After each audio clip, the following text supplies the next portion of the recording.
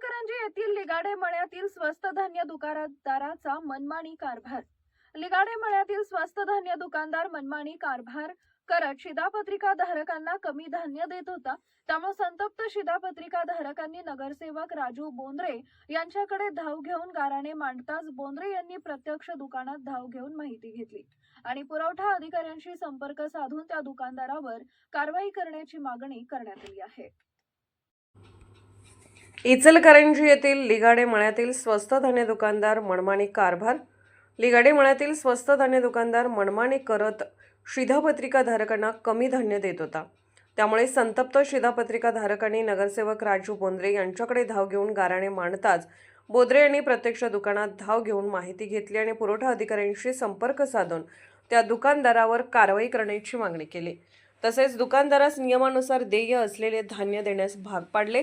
दरम्यान नगरसेवक झाल्यावर 2-3 दिवसातच नागरिकांच्या समस्या सोडवण्यासाठी बोंद्रे यांनी प्रयत्न सुरू केल्याने याची भागात चर्चा रंगली आहे। लिगाडे मळ्यातील स्वस्त धान्य दुकानातून मनोज कुंभार यांनी गेल्या महिन्यात शिधापत्रिकेवरील कुटुंबातील व्यक्तीनुसार धान्य न देता कमी धान्य दिले होते। 13 जानेवारीपासून बंद असलेले हे दुकान आज पुन्हा सुरू झाल्यावर प्रत्येक शिधापत्रिकेतील 1-2 व्यक्तींचे धान्य कमी दिले जात होते।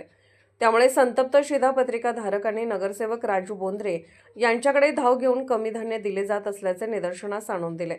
बोंद्रे यांनी त्वरित कुंभार यांच्या स्वस्त धान्य दुकानात धाव घेऊन विचारपूस केली असता दुकानदाराने कमी धान्य दिल्याचे स्पष्ट झाले।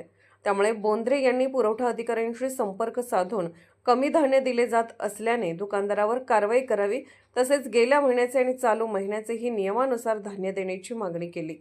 पुरवठा अधिकाऱ्यांनी ज्यांना कमी धान्य दिले आहे त्यांना नियमानुसार धान्य दिले जाईल असे सांगत माहिती घेऊन दुकानदारावर योग्य ती कारवाई करण्याचे आश्वासन दिले। दरम्यान महापालिका निवडणूक निकालानंतर सत्काराच्या कार्यक्रमात अडकून न पडता 2-3 दिवसातच बोंद्रे यांनी नागरिकांच्या समस्या जाणून घेऊन त्या सोडवण्यासाठी प्रयत्न सुरू केले आहेत।